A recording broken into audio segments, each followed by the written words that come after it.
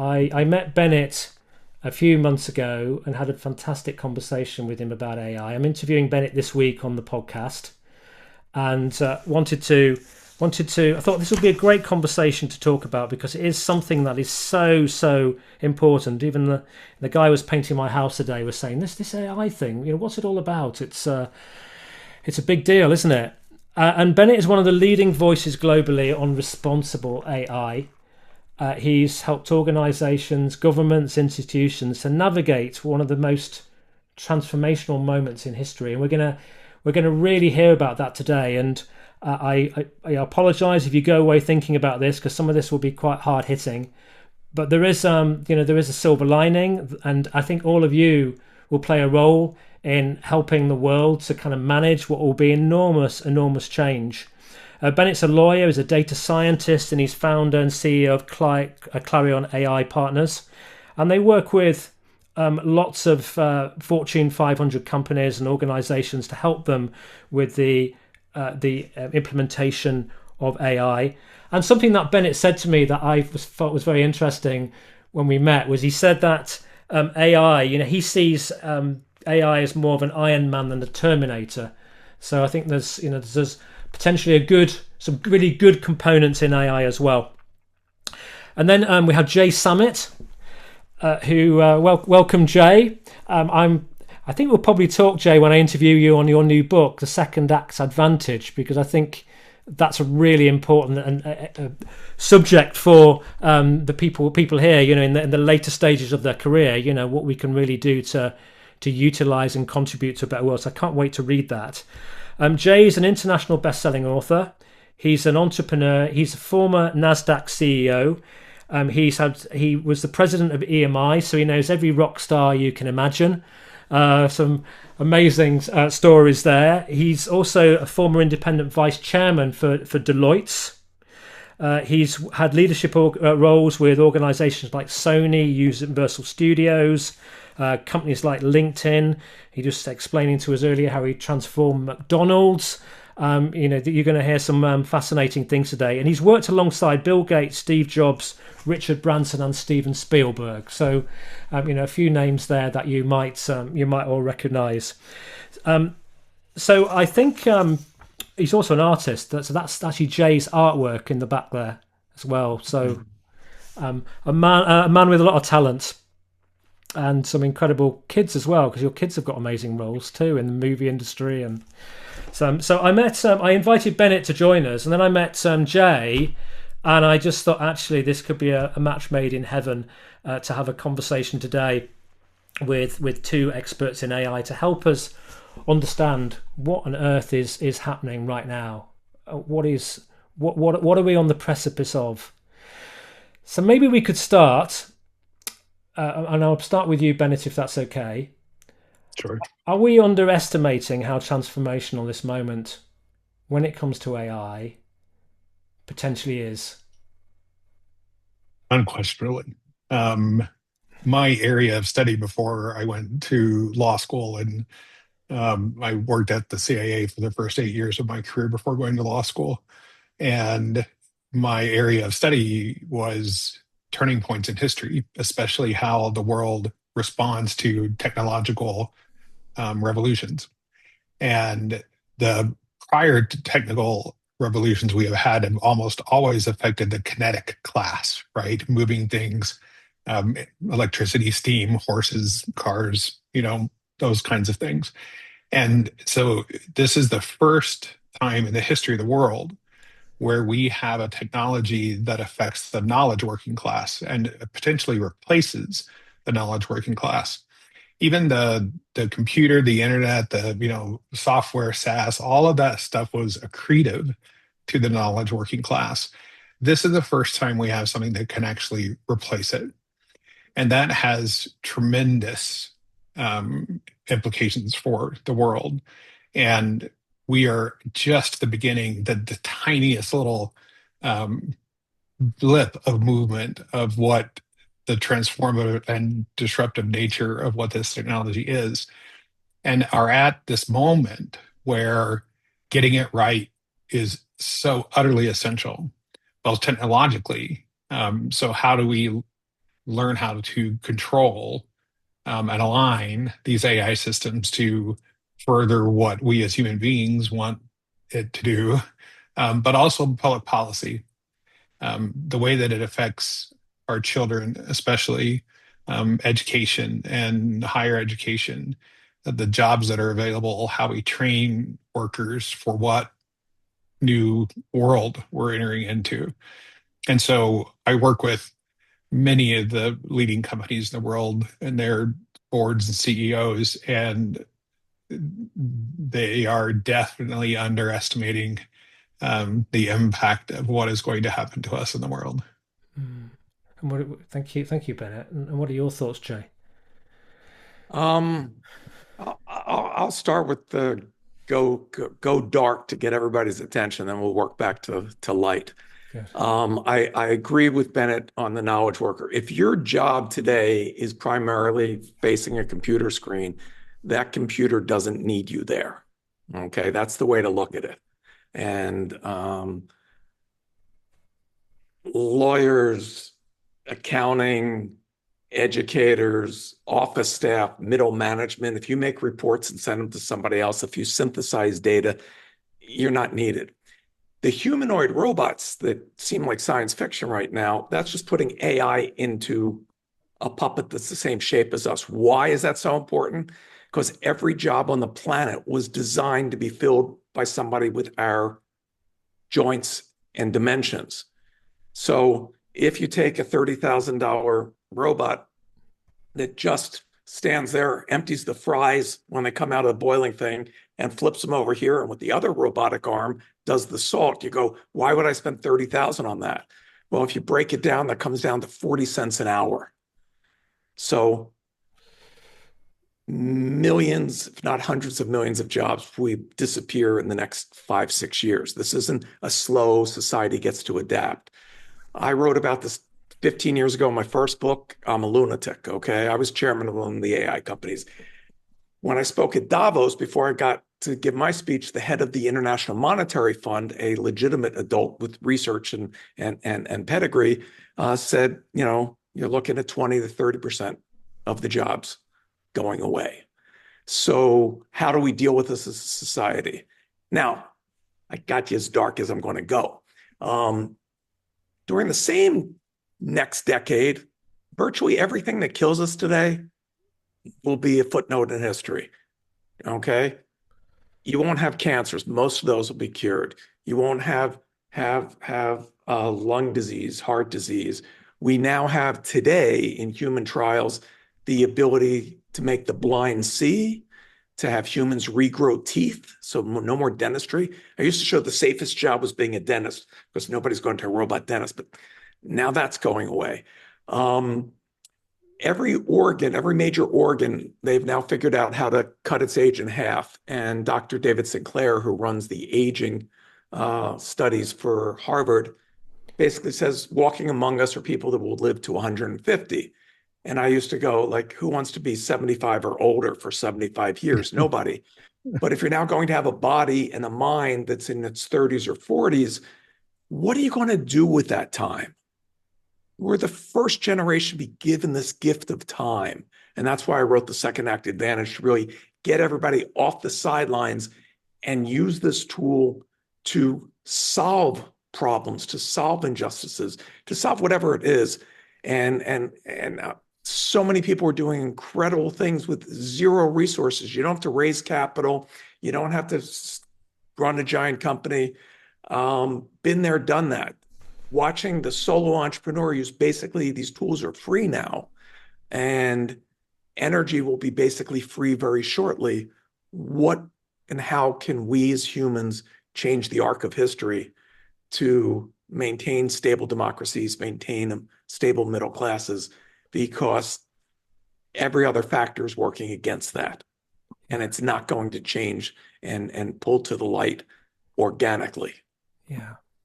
Yeah, we're seeing in the UK there's a lot of news at the moment about the younger generations and how, in Gen Z, I think 19% unemployment at the moment and growing.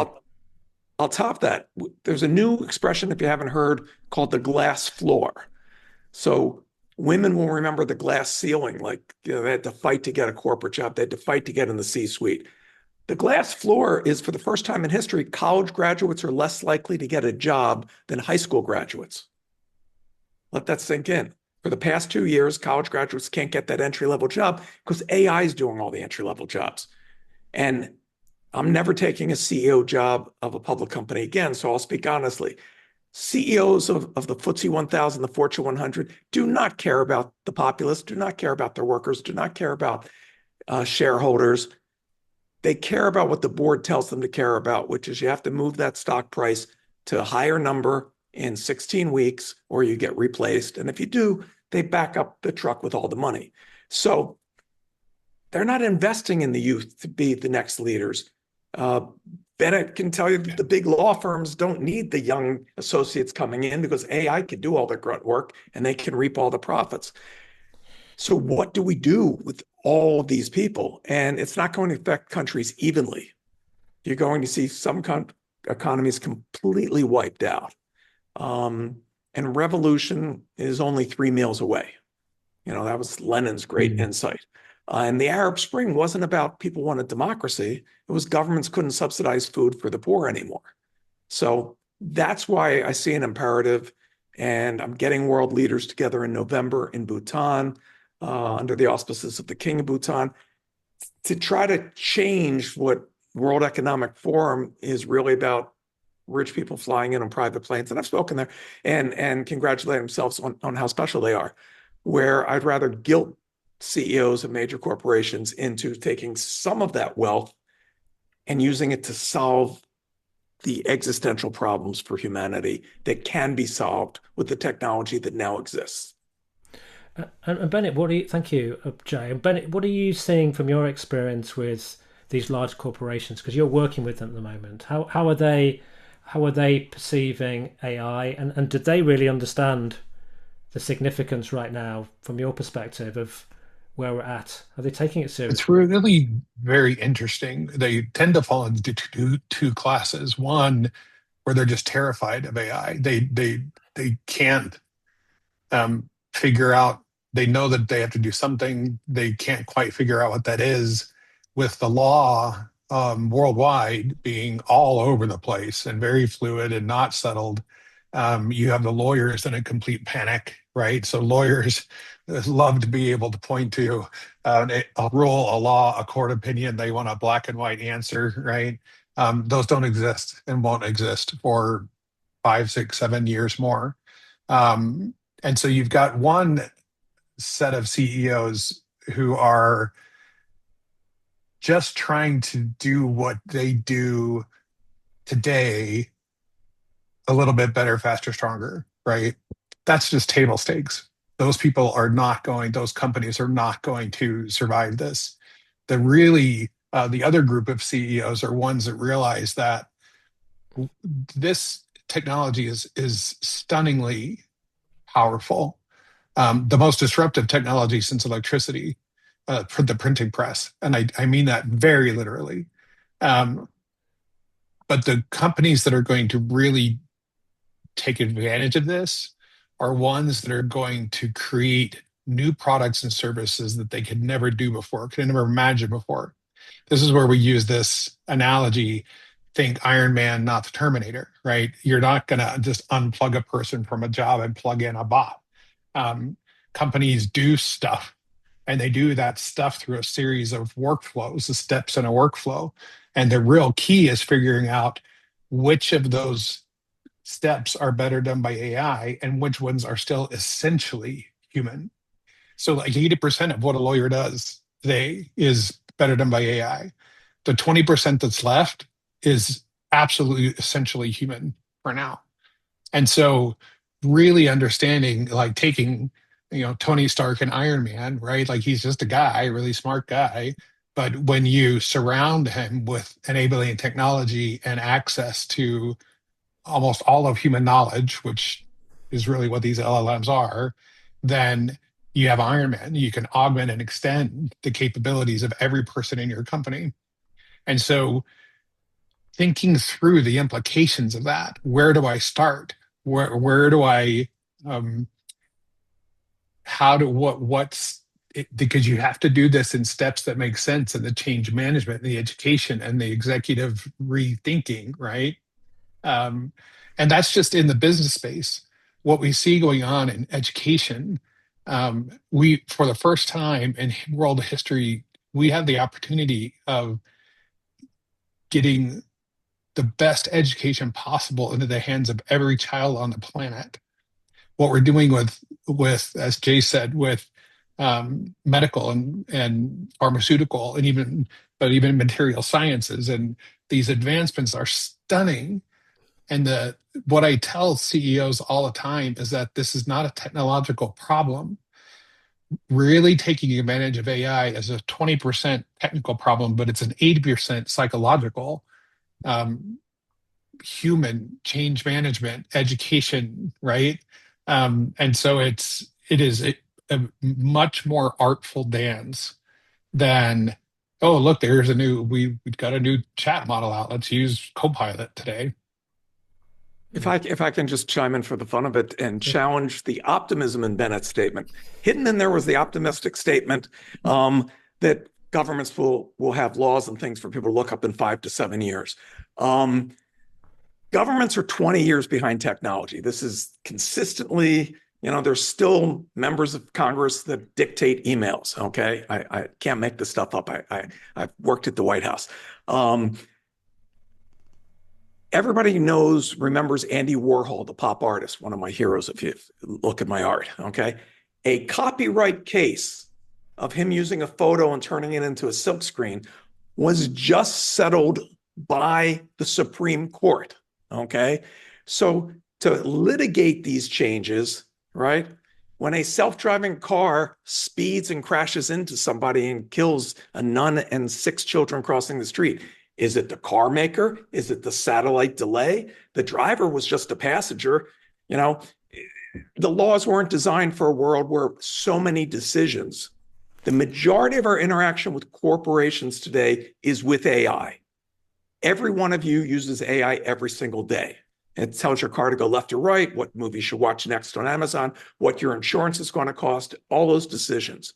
If you're not arming yourself to use it as a tool, and again, not for self-promotion, but I'm so concerned about the bias that goes into different AIs that I built a custom-built AI that comes with this book for free so people can plan out their futures in their lives. If you're building a charity, if you're starting a consultancy, whatever it is you're trying to do with those gift of 30 years, I wanted to make sure that the information didn't have someone else's agenda, because that's what happens. We're the last generation that was not natively digital, that remembers decision-making and that there is a fallibility. And that's the problem that I'm seeing in the C-suites that the companies I deal with. They're rolling out to replace drive-through windows with LLMs that were trained on Twitter and Reddit conversations. If you don't participate in those conversations, after 2 seconds of a disagreement, they get very foul, very racist, and very inflaming. And that's what's happening to people trying to order a hamburger. These things are being put up and shut down so fast because the C-suite does not understand that AI isn't a thinking. It does no thinking today. AGI will think. Right now, it's purely pattern recognition. What's that good for? You go to a doctor with a mammogram, that doctor's seen 20,000 mammograms in life. AI has seen hundreds of millions. They can see a cancer due to pattern recognition 10 years before a human. And that goes across all these things. An eye exam can now tell you the person will be getting Alzheimer's. It is amazing. It is basically as close to alchemy and witchcraft as you can imagine. But that's not where the funding's driving it. It's been done in the US perspective of us versus them. Pick whoever you think the enemy is. They're listening, so I don't want to mention them. Whoever gets there first wins. It's an arms race. It's an atomic bomb. So take the safety off. The ethicists that work at all these giant companies, the people that have thought through these problems, have all, to a person, been fired. They're gone because it's a speed. It's, hell be damned, And that's where the concern comes from.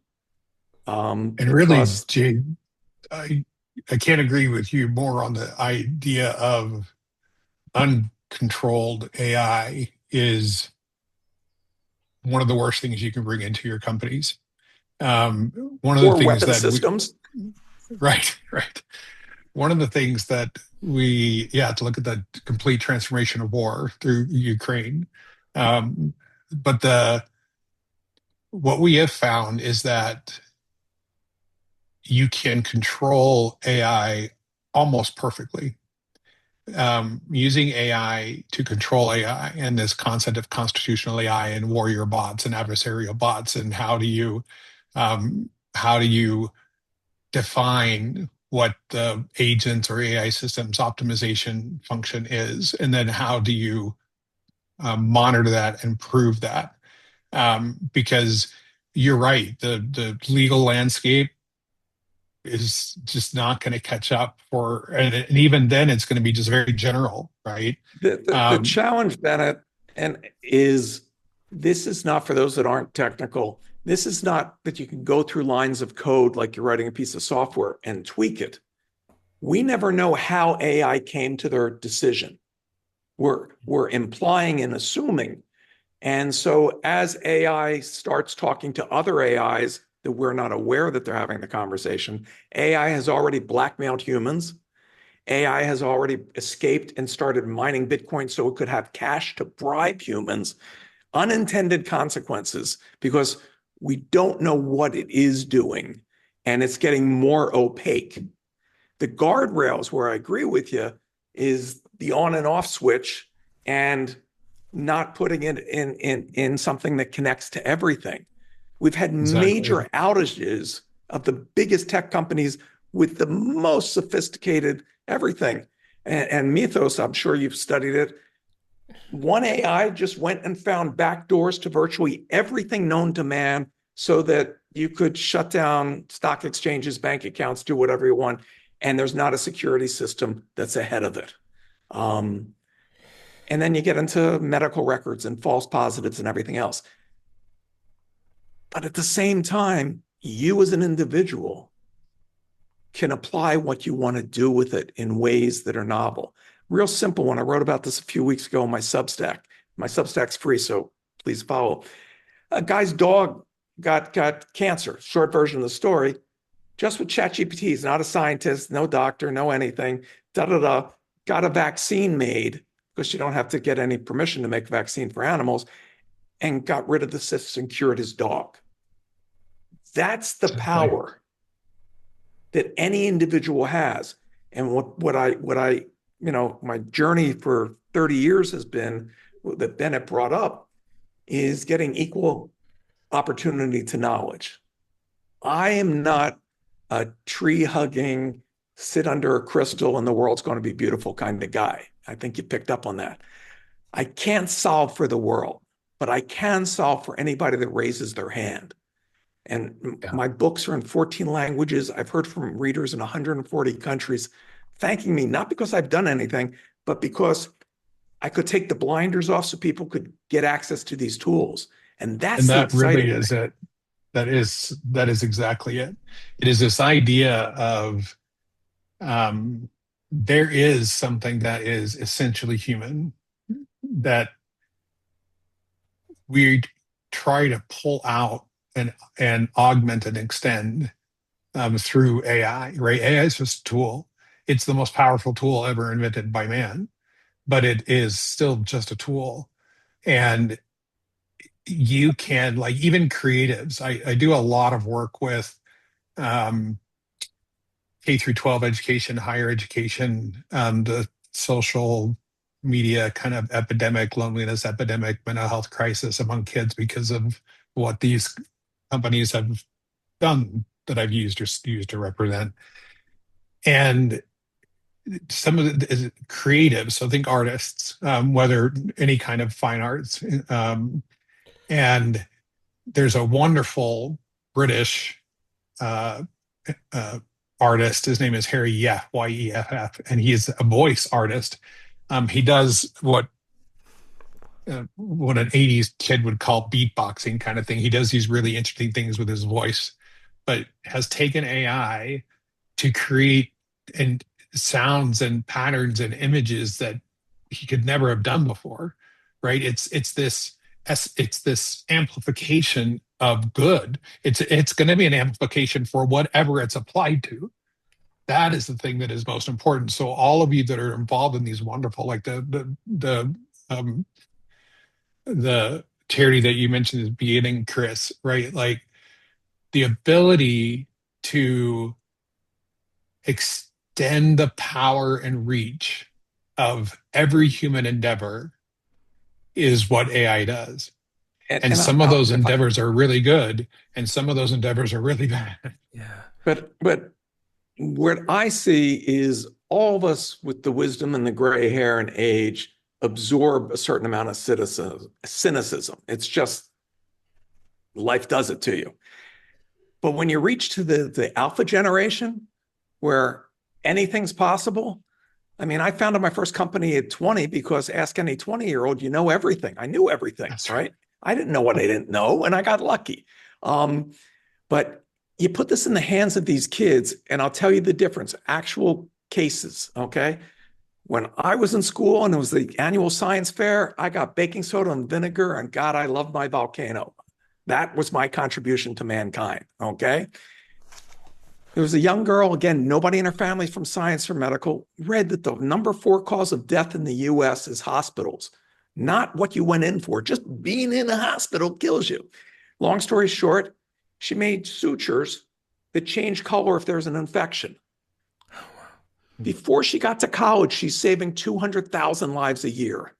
Another middle schooler came home. Her mom was crying because the mom's sister, this girl's aunt, was diagnosed with breast cancer. She just learned what a neural network was. She made a neural network in the 8th grade that is now used by doctors and is saving tens of thousands of women's lives each year. So, how do we get it out quickly? Because I've yet to meet a young person that hasn't seen a problem or an injustice that they'd like to address. And now it doesn't take capital. It just takes the will. And that's the challenge. And that's why I'm trying to guilt world leaders with this conference and really take a fraction of the trillions that they're spending. 83% of investment capital from VCs and private equity this year went to 3 companies because there's only going to be one AI winner, is the theory. That's how Silicon Valley makes money. They don't invent things. They just put all the money behind one that they own, and the other ones can't get funded. But let's take some of that and solve these quality problems, because once people see that it can and the difference one individual can make, I mean, to your artist thing, your favorite song, your favorite movie, your favorite book, anything that you've loved was because one person was stubborn. And so let's inflame persistence. Exactly. Yeah. Let's multiply the voices that want to change. I could go on the evils, and we do have institutions that are very good at tracking down and dealing with evil, unless they become co-opted by them. And then for those that are not in the US right now, I apologize for our government. But we can make a difference. I mean, I've worked with the Vatican, and I was so impressed, and I'm not a Catholic, by what the Pope just put out, right?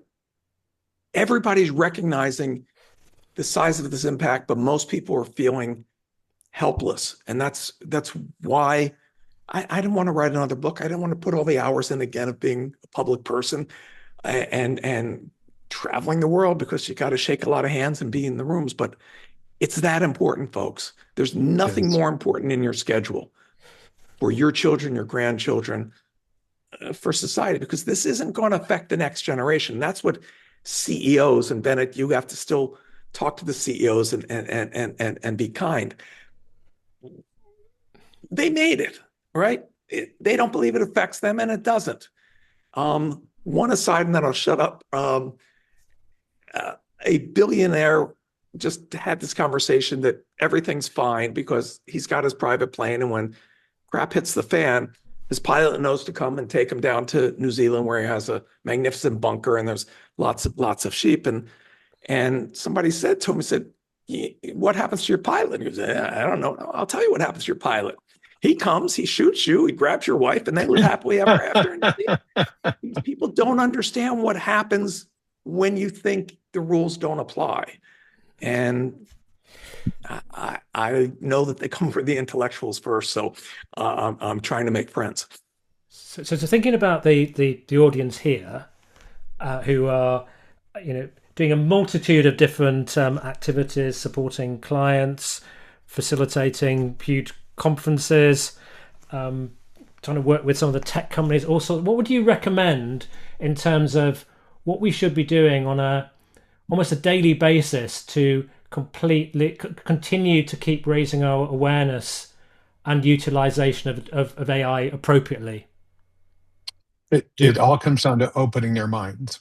Like, honestly, this is one of the things that Jay and I were talking about before is removing blinders. What I tell company leaders is that the extent of what you can do with AI is limited by your vision. Just anyone with an idea, anyone with a cause, AI can help make that thing come to life so quickly. And like Jay said, it doesn't need giant funding. It doesn't need some of these things. And you don't have to necessarily understand how to make it work. You can ask it. Like it's one of the only technologies where literally you can sit down and say, "Hey, I don't know the first thing about AI. Teach me." Or you can say, "I've got this idea about infection rates in hospitals," and you can literally access the world's largest compendium of human knowledge ever assembled through these LLMs and a whole bunch of crap, right? But the learning how to get the good stuff out and using it for those purposes, for your good purposes, and you really can see what's going on. So these are very opaque models. Like the mystery people who made them, they're like, "I don't know how it does what it does," but you can always measure where it touches the world. And so, like when I talk to companies about or explainability and transparency and things like that, and they're like, "Well, I want to use this to make HR decisions, but I know those are really, really being examined right now, and I don't want to be part of a discrimination lawsuit. How I can't explain why it said one resume versus another." I'm like, "No, but you can look at all the resumes and you can see which ones it chose, and you can measure as if there's discrimination in there, right?" And so, just about any idea you have can be accomplished today. And if you don't know how, call me. I'll help you. I'll tell you how. But the other is that regardless of the unknowingness of this technology, you can always measure where it touches the world, whether internally at your company, whether externally. You can always measure that. And that is where the control mechanisms come in, right? That is where you can affect what the AI is doing so that where it touches the world is the outcome that you want. I agree. Let me take it down to a real personal level and a real challenge to every person here. Where the disconnect, and I'm being presumptuous, takes place in most people's minds is, "I'm not an engineer. I don't code. I don't understand this stuff. I just barely do email." The same mentality that said, "I'll never have a computer in my home. I don't want a phone that doesn't have any buttons, and I'll never have a robot in my home." You will. Okay. Here's what I challenge you to do. This is what will turn you into an apostle that will change people's lives. There's a term called vibe coding. It's a horrible term because it sounds like you have to learn how to code. Okay. Anyone here today, take an hour out of your day. Stop using ChatGPT or Grok or Claude as a glorified Google. Build a website. If you already have a website, build a new page. You go, I don't know how. I have people that do that. I've been in tech for almost half a century. I started on the internet in 78. I'm not an engineer. I've never written code. I don't know how to do any of that. But I could just ask AI, I want this feature added to my website. 30 seconds later, Done. it's there. Oh, it's not. Yep. I didn't do a good job of explaining. It's not what I want. Okay. Explain Do it this, again. do that. You can do it by talking or just typing. Once you see that you can build an app for an iPhone in 30 seconds, right? That you can put up a whole website. You say, oh, I'm a photographer. I want to have a photo website. I like this guy's website. Make me that website with these 100 photos of mine.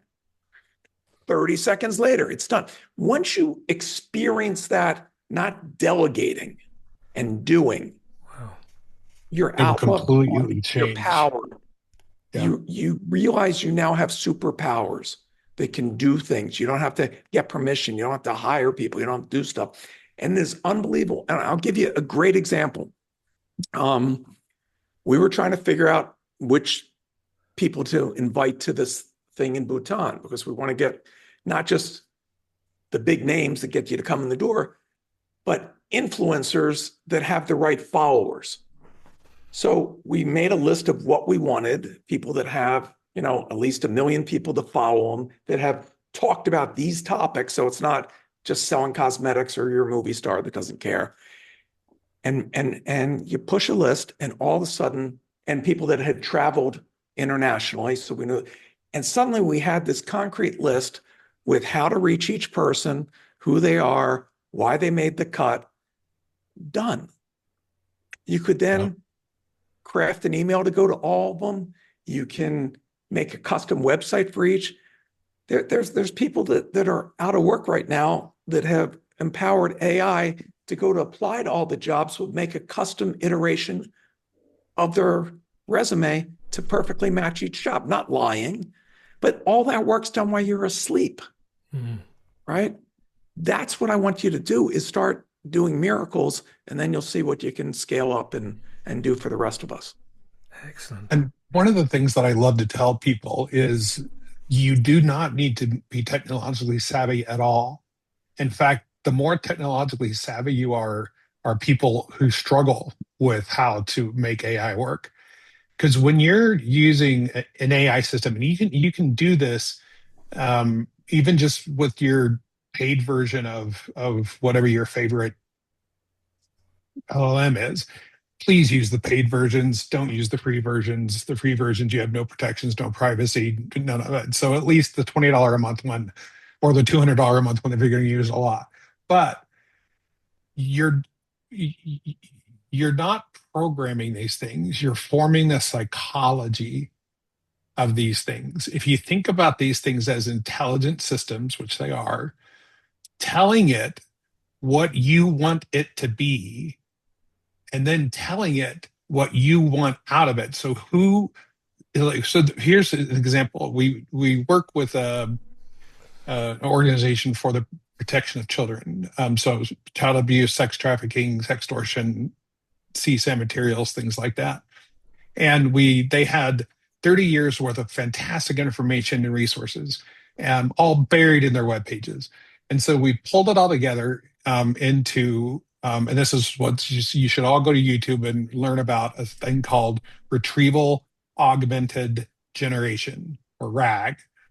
And what it does is it pulls all that information, put it in a folder, and then you point a model at it and say, get your answers only from here. All hallucination goes away. Your ethos, your voice, you are then expressed through this model. And then you tell the model, this is what you are. You are a chatbot that is going to be interacting with parents, leaders, teachers, victims, police, and law enforcement about these subjects. Then go look up a concept called constitutional AI that was developed by Anthropic. The best videos on YouTube are the ones done by Anthropic themselves. And basically, the personification statement of who you are is like the prime directive for all of us sci-fi geeks. the Constitution, you literally say, be accurate, be friendly, be sympathetic, be culturally sensitive, be gender neutral, be whatever, right? You can, those are the like the Isaac Asimov's rules of robotics. You just click the little thing, and it's very simple to do, and those become the literally like its constitution, the rules that it lives by. And so by telling it what it is, by telling it what you want it to do and how, and even telling it who you are and what you're trying to get out of it, you will create this almost magical system. But if you think about what you're doing there is you're controlling the psychology of these systems. You're not programming or coding these systems, and that will help you a great deal when you're working with them. Excellent. 100%. And I actually did this. So for those of you that are writers or thought leaders, I used to have Wall Street Journal column, a Fortune column, Harvard Business Review, took everything I've ever written, all my books, all the speeches that I've given, okay, and made a digital Jay, a digital clone of me. Exactly. Now, here's what's funny about it, okay? When I'm doing press and I'm on the phone and somebody asks me a question, I now type into digital Jay the question, and then I pause for a second, go, oh my God, that is such a good answer, because that would never occur to me. Because none of us remember everything we've ever said, written, known, every great example, every stat, every fact. So suddenly, digital Jay makes human Jay not an old guy. The exact same anything. thing. Yeah, it's fantastic, and it's a really powerful, because it shocked me. And you can then also then put it through the paces and ask it offensive things and make sure it doesn't go off the rails, and it doesn't, because it only works with your knowledge set, and that's really important. We got some really good questions here, but maybe I'll save some of them for the Q&A. But I just got a final question I kind of want to ask before we go into breaks. Is how safe is it for people to really converse with AI? So I've got a little bit shocked today when I realized just how well AI knows me.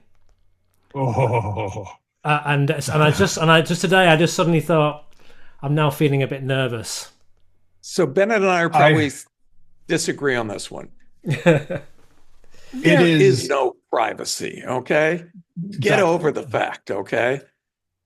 And it's not that important anyway, right? I got an argument in the EU when I believe all medical records should be public. And you're going to say, not my medical. Well, if we have access to everybody's medical records, we can then see stuff and say, people with this and this should take that, and we'll all get to live longer. So the countries that France, they keep it restricted, will die younger, right? So there is no privacy. If there's something that's really private to you, then keep it in your head, because that's all that's left. Bennett? Yeah. So one, these systems are as safe as far as privacy and as any other cloud-based system, which means they've got all the security, they've got all the whatever, they've got the indemnification, which will give you your $20 back, but they could be hacked, they could be subpoenaed, they could be whatever, right? And so just realize, one, don't use free versions of these tools, right? So famous AI mantra out of Silicon Valley, if you don't pay for the product, you are the product, right? So number two, realizing that there's no such thing as privacy, I have spent the last 2 years purposefully developing one digital Bennett, right? So everything I think and feel and written and known and into my little pro version of ChatGPT, but my entire company is built that way. And so we have taken a combined almost 200 years of legal, strategic building experience and purposely put them into these experts. So we have this ensemble of experts that I don't, like Jay said, a client will come to me with a problem. I've solved that problem before. I put it in, poof, there's the answer, right? And so this is why this amplification, right? This Iron Man supersuiting yourself. This is what everybody wants to be a supersuit, right? But realize there are times where utter confidentiality is important. If that is true, so like I work a lot in the family office space, they are utterly paranoid about any of their information getting even a API called out to ChatGPT. You can take an open source model, put it behind your own firewall. Would they do it for defense all the time, right? So any super sensitive systems or situations, you can take an open source model, put it behind your firewall, put all the constitutional and personifications and controls and QCs and measurements and making sure it's doing what you want. And then it's completely yours and it's completely private. Excellent. Well, gentlemen, that's been incredibly thought-provoking. I'm not going to sleep tonight, I don't think. My mind is absolutely buzzing with all of this, and certainly, and vibe coding is something I'm going to be really exploring, I think, after this conversation. What I'd like to do now is like to give split people for 20 minutes into some rooms with maybe 4 people in those rooms, and then have a conversation about your reflections on this conversation with Jay Bennett, any insights you've got, if you've got any ideas for people, about tools that you found really helpful or anything that's thought-provoking. We're here to learn from each other. So Ruth will split us all into groups. I'll just, if you just hold Jay and Bennett back for a couple of minutes, Ruth, and then split everybody into groups, and maybe we'll send them out to a group shortly. But if you could split everybody up, Ruth, for 20 minutes, that would be great. And we'll come back for Q&A then. Think of the questions that you want to ask. We'll have about 15 minutes or so before I need to wrap up. I think it's going to have to be that Jay and Bennett don't choose to go into the rooms. Okay. Can we add them to a room just manually afterwards? Yes. You can. Okay. So yeah. we can add them into a group. Sure, yeah. We'll have a look at the list and add them in. Apologies in advance for whoever gets. So you want us to say no when we get offered a room right now? Yes, please, because I can't actually unallocate you now.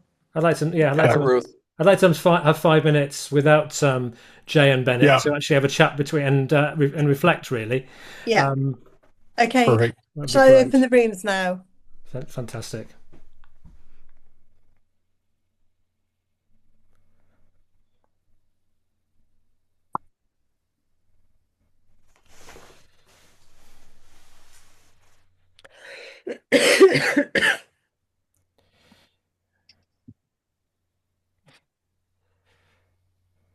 Ruth here, an amazing organizer. Yeah, she's doing well in the background. So yeah, I thought I'd just give them a few minutes, because what will happen is they will just bombard you with questions and not talk to each other and not meet anyone. But gentlemen, that was quite incredible. I don't think I'll actually ever forget this conversation, and I've done 640 interviews so far. So thank you for. That just means your long-term memory isn't good. Yeah, probably. I need AI to help me. Thank you, Chris. It sounds like you're working on some great, really impactful stuff. Yeah, it's so, because I believe all the same things you, Jay. But being on the ground today, what can a company or an individual do today? How do they think through the problem today, even with the world being the way it is and regulation being all over the place, and what the potentiality of it is? How do we bring it down to what can I do today to start to change my company, my NGO, my 501c3, my government? I work with tons of state and federal, less now, agencies, but school systems, access to justice, human rights, anti-trafficking, that's what gives me true joy. My concern is if governments realize how powerful this is in the hands of the populace, it will not be in the hands of the populace everywhere for long. Yes. That's why I hope they don't figure that they don't figure that out for another 3 years at least. And the good news is we're now moving from LLMs, which are not very effective forms of thinking, to inference engines. That's what my company was pioneering for years, and that changes the whole game. And once you have an inference, you don't need vast water, vast electricity. You can have something that actually learns the way a human learns, or a plant learns, or a single cell learns. And I've watched how quickly a learning AI can actually learn things. LLMs don't learn. No. It's stunning. Like, so we use, each of the lawyers in our firm has a personalized version of Claire.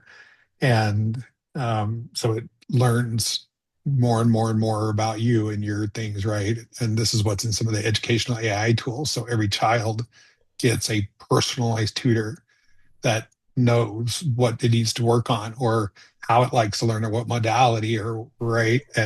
But there's a psychological component that we don't know the answer to right now, which is they're forming a relationship with something that validates, doesn't challenge them, and is much easier to interact with than any human that they're ever going to run across. I know, So Jay, they're losing their ability. Most men 18 to 24 have never walked up to a woman and talked to her. Just let that sink in for a second. I'm from the generation where, boy, I have to get that car at 16, or how am I going to get a girl?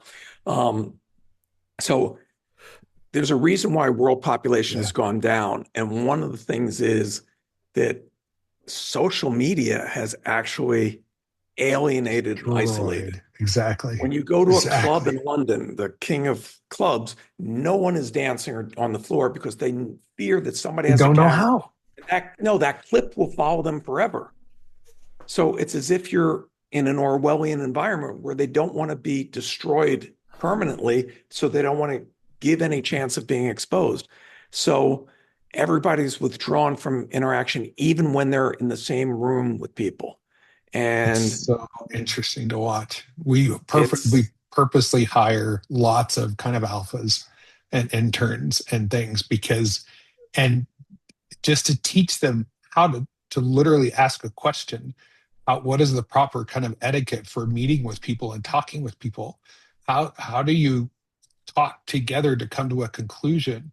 Like, well, I want to know how they can find things. Who's autistic and who's not in this new world, because we're moving towards that side of the spectrum. On the other side, in the U.S., T-Mobile's going to announce any day now that without downloading an app, you can talk to anybody in your language, and they'll hear your voice in Chinese or whatever they understand. They'll talk to you in Chinese in real time.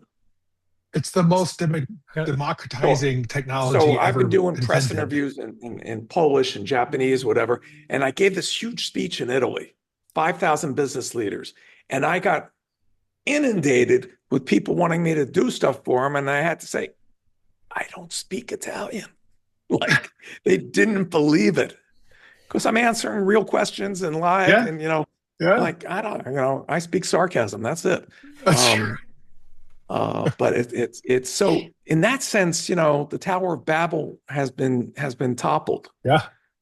I just can't imagine. Chris, what do you need us to do? Well, I was going to add. I was talking to someone last week who used to be a secret service for 2 presidents, and now is responsible for interrogation for the U.S. military, and they are using AI. If they're interrogating anybody, they've created an AI avatar model, which they have fine-tuned, so they put more and more information into it. So it's actually, what they've done is practiced multiple times before they actually go into the interrogation. So they know that person's motivations, what they like, dislike, how to put pressure on them psychologically. By the time they sit in that seat, they have practiced it and practiced it and practiced it. Realize that's now being used for police interrogations and military interrogations. Much less just interviews at the executive placement. Yeah, we built a system for one of the largest placement agencies in the world, executive, high level, C-level, board level people, where we can press a button and gather everything that that a person has ever said, written, what's been said about them, every show they've appeared on, everything they've said, then put together a complete psychological profile um, for that company. Like it's Uh-oh, you're going to know I'm a nutcase.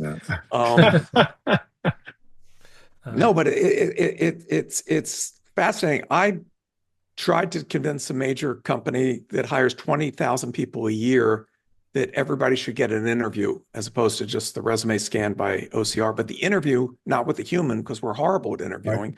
Right. We hire people that we like that are like ourselves. So, yep. You know, and to a person, every company that I've tried to pitch that to thought it was inhumane, as opposed to the most human thing would be to give everybody a chance to be heard. Exactly. But yeah, you know, all of my life is spent convincing people that they can do a thing, like that this is either a bad thing to do or a good thing to do. But just like, and half of my time is spent talking lawyers off a ledge. Because they're just in pure panic mode, so they just say no to everything, yeah. Right? I assume you're familiar with Google's case of using AI to hire, and it refused to hire women. Do you know that case? Yeah. Oh yeah. That's an easy one to see cause effect. You know, racial differences, length of characters in the last name, you know, zip codes that they come from. I mean, all the biases that are built into the system are only amplified by pattern recognition. Right. Exactly right. I spend still a lot of my time in auditing AI systems for violations of law, whatever, but discrimination. Yeah, but I can guarantee you that Amazon knows my race by this. I mean, I built the system for Facebook. You know, I ran strategy for 3 presidential candidates, 2 for one party and 1 for the other, of how you leverage social media when nobody understood this stuff. And I said, I can get you just union members. I can get you just union members that own a gun. And they're like, how? And back then it was really easy. We just ask them. I know. Well, and you know, all the things you see on Facebook, it's like, take this quiz that see what Disney princess you are. Yeah. The whole reason for that is to psychologically profile you, right? Like I bet you don't know your social security by heart. Type in your number here.